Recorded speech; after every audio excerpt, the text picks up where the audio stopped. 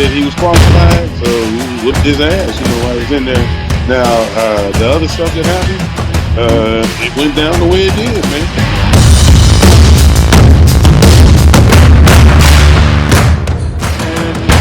I would like to wish you all the Brits to go fuck yourself.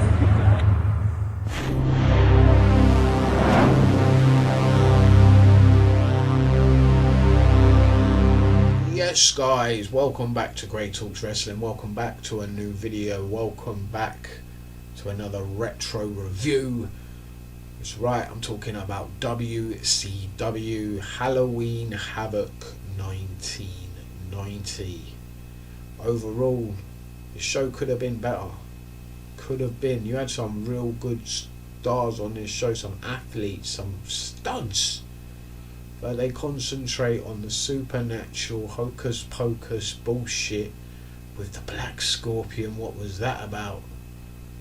Some of the booking decisions very strange. Some of the finishes were pretty bad. But let's run through it because we're kicking off with a tag team match. Unfortunately, Robert Gibson nowhere to be found.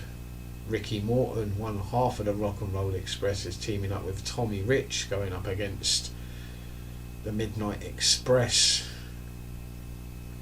This was confusing, this was baffling, and you had interference from the Southern Boys, gifting Morton and Rich the win.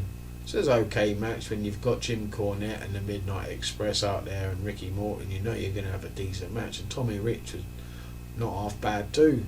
So this wasn't a bad match, just confusing sort of finish.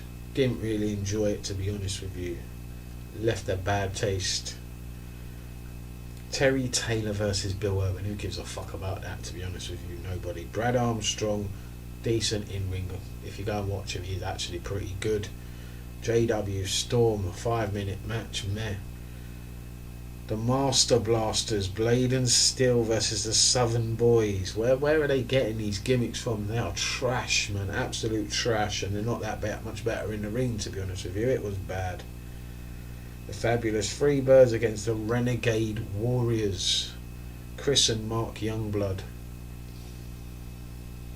Just bad tag match again. Just bad gimmicks. Like back to back, really, two really bad tag matches that could make you want to switch this show off. The show was kind of saved with the third tag match. They had 3 tag matches in a row, and this one was the Steiner Brothers versus the Nasty Boys. Nasty Boys, quite new to WCW, and looking young, looking fresh. This was a good match for the United States Tag Team Championships. Steiners were just fantastic. Like, you ain't gonna find a better tag team of all time, really. 1990 Steiners were phenomenal. They were levels above everyone else. The Nasty Boys were pretty decent too, in their own right. Right people won. Close match, hard hitting brawl. And then the Nasties attack afterwards as well to carry on the feud, which was enjoyable. Probably one of the highlights of this show. Junkyard Dog versus Moondog Rex wasn't, I can tell you that much. Luckily it only lasted 3 minutes, was very forgettable. Doom versus the Horsemen, Ric Flair and Arn Anderson. It was a very good match, and it shouldn't have been really, because you got 2 heel tag teams that nobody cared about. The fans were flat. Nobody cheered, nobody seemed to care. But if you take it for what it was a decent match, I suppose. Both teams near to winning, and then the finish was quite strange. They all just rolled out of the ring, started brawling, and got a count out. Double count out, and that was the end of that. Lex Luger for me has been a standout since I've been doing these retro reviews, 89 and 1990. Every show I've watched with him in, he has killed it. He has just been fantastic. Should have been world champion, United States champion, I suppose.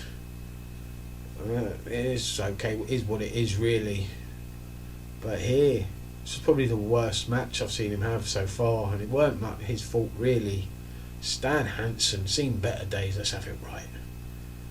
Clumsy finish to the match. It was an okay match, hard hitting.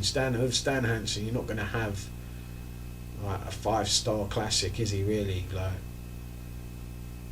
to be fair, Luger had the people he worked with over 89 and 90 helped him become a better wrestler and made those matches a lot better than they were and should ever have been. The likes of Flair, Steamboat, people like that helping him. But this here, Stan Hansen, this was brutal finish. Supposedly that was the Stan Hansen lariat. He just tapped him on the forehead with his elbow. Luger went down, Hansen covered him, 1, 2, 3. Can you believe it? Stan Hansen is the United States champion in 1990. Dear God. Sting versus Sid was really, really good, but again, just ruined it with a shit finish. What was that about? Like, the whole match itself was much better than it ever should have been, really. Both not known for being like great in the ring competitors, let's have it right. They hit a few moves, big moves that people pop for. They're more characters really, Sid and Sting. But this match was better than I ever thought it could have been and should have been. Until the finish, until the Horsemen get involved. And they do that silly thing where they tie up Sting somewhere we don't know, and they get an imposter to pretend to be Sting, and then Sid pins him. And then Sting comes back after them announcing that Sid is the champion. Gets in the ring, the match continues. Sting gets the win, hits a Stinger splash, and then just out of nowhere rolls up Sid. 1, 2, 3, the match is done. Just really silly finish. Like, who's coming up with this stuff, man? Whoever it was, like I said, you need to be taken out back, and you need to be put out your misery. Click, boom. Anyway, let me know what you thought down below of Halloween Havoc 1990, and if you agree with what I have said in my assessment of WCW Halloween Havoc. And if you haven't done so already, smash the like button and subscribe. If you want to, go ahead and hit that bell as well. Thanks very much for watching. See you next time.